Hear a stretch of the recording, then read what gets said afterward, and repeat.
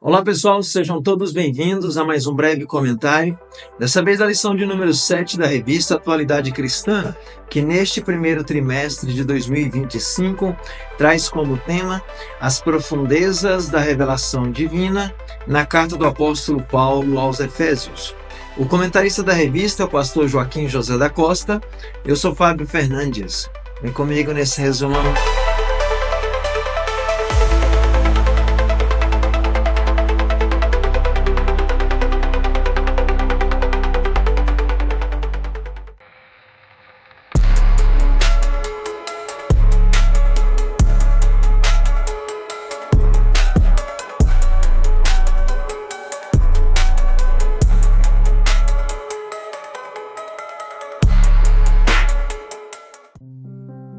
Pessoal, o título da lição de número 7, a importância da unidade da igreja.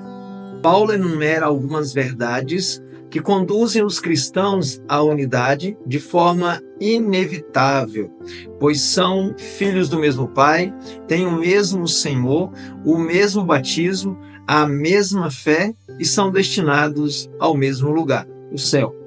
As diferenças entre dons e vocação de cada cristão não deve ser motivo de separação, mas de fortalecimento da unidade, já que elas se complementam e criam um vínculo de paz que fortalece a unidade do Espírito Santo na comunidade cristã. Jesus não teria concedido os dons e ministérios à sua igreja para causar separação, mas sim para uma maior aproximação. Unidade nas diferenças. Diferenças nos dons e vocação. Deus não dá todos os seus dons a uma só pessoa. Isso se vê na exposição dos dons, onde Paulo usa com frequência as expressões a um, a outro, a cada um. Isso não exclui a possibilidade de alguns receberem mais de um dom. Da mesma forma, as vocações são diferentes para cada cristão e mesmo quando vários deles têm o mesmo dom ou chamada, há diferenças entre um e outro na prática do dom ou serviço, tais como o estilo, o nível de unção ou o direcionamento dado pelo Espírito Santo, fazendo bom uso das diferenças. As diferenças criam situações de interdependência entre os cristãos, quando uns complementam o que falta nos outros e recebem destes o que lhes falta.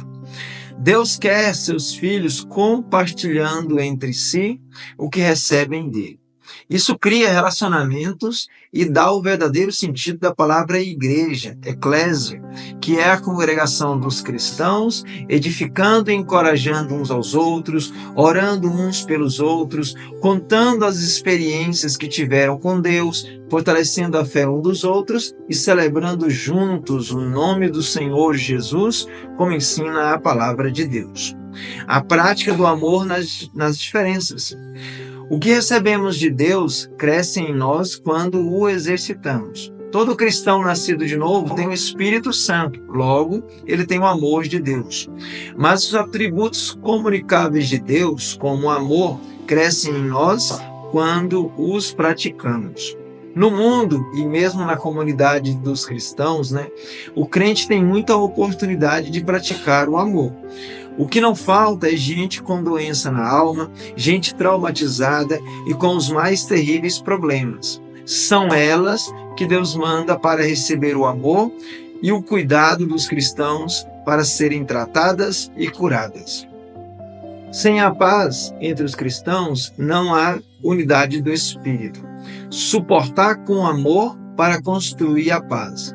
Uma das virtudes do amor é a capacidade de suportar. Essa virtude existe por dois motivos básicos. Primeiro, porque existe muita gente difícil de ser suportada. Por exemplo, eu e você. São pessoas carregadas de traumas, feridas na alma, com estrutura de orgulho, presunçosas, magoadas, oprimidas, queixosas, folgadas, preguiçosas, carregadas de vícios e tudo que se opõe a um bom relacionamento. Essas pessoas jamais serão resgatadas dessa condição de vida para o reino de Deus sem o amor verdadeiro de Jesus Cristo. Em segundo lugar, Jesus ama e quer salvar essas pessoas. Jesus quer salvar todas as pessoas. Jesus é especialista em transformar o pior no melhor. Transformou a mim e a você. Só Ele, só Jesus sabe o potencial que está oculto em cada uma dessas criaturas. Mesmo corpo e mesmo espírito. Seria grande a dificuldade existencial se os membros do corpo deixassem de cumprir sua função nele e se tornassem disfuncionais por motivos de divergências. Mas Jesus Cristo nos enviou o seu Espírito para habitar em nosso espírito, vivificando e a partir dele influenciar as funções da alma, isto é, as emoções, os pensamentos e a vontade. Na medida que nossa submissão ao Espírito Santo cresce, sua influência sobre nossa alma e, por conseguinte, sobre nossas ações e palavras. Isto é santificação, sem a qual ninguém verá o Senhor. É o que está escrito lá em Hebreus, capítulo 12, versículo 14. A inevitável convergência. Aprove a Deus compartilhar sua vida e a felicidade. Então, criou os céus e a terra e os ocupou com os mais diversificados seres, entre eles os anjos e os homens, sendo estes últimos feitos à sua imagem e semelhança. Mas o propósito é que tudo sai dele, volta para ele e cresça nele, para a sua glória e majestade. Paulo compreendeu isso e destaca pontos que nos levam à unidade e à inevitável convergência para Deus, afirmando que há um só Senhor, uma só fé, um só batismo, um só Deus e Pai de todos, o qual é sobre todos e por todos e em todos. A Ele, a Deus, toda glória, majestade e soberania, acima de tudo e de todos para sempre. Jesus deu dons aos homens. Ele desceu às partes mais baixas da terra. O que Paulo chama de as partes mais baixas da terra? Certamente, ele se refere ao mesmo lugar que Deus disse que estavam os mortos, que caíram à espada, os quais desceram incircuncisos às partes inferiores da terra. Essas expressões foram repetidas em Ezequiel, dando clara indicação de que se trata do inferno, que no grego significa Hades, que é uma dimensão espiritual localizada nas profundezas da terra. A esfera espiritual se estabelece no mundo físico sem necessariamente alterar sua estrutura, como acontece com os corpos espirituais. Jesus, mesmo em corpo de carne e osso, depois da ressurreição, aparecia e desaparecia em recintos fechados, dando a entender que o corpo espiritual não se sujeita às limitações físicas. Levou cativo o cativeiro. Alguns entendem que esse lugar chamado cativeiro é o mesmo chamado de seio de Abraão na parábola do rico e do Lázaro. Também se diz deste lugar como sendo o paraíso, onde estavam os santos do Antigo Testamento. Embora a Bíblia não chama de paraíso, este é um nome bem apropriado para o lugar onde descansavam aqueles santos do Antigo Testamento. Se levarmos em conta o desconforto de estar perto do inferno, esse paraíso também pode ser chamado de cativeiro, e isso justifica a sua transladação para o terceiro céu. A menção que Paulo faz ao paraíso, começando no terceiro céu, onde ele foi, confere crédito ao entendimento de que Jesus levou os santos para lá na sua ascensão, tirando-os daquele espaço. E deu dons aos homens. A falta de espaço não permite aprofundar no assunto, mas a expressão deu dons aos homens, extraída do Salmo 68, Paulo a interpreta como sendo isso que Jesus fez ao subir aos céus, depois de haver estado nas partes mais baixas da terra. Enquanto estava com seus discípulos na terra, Jesus se dedicou ao ensino, instruindo-os na palavra.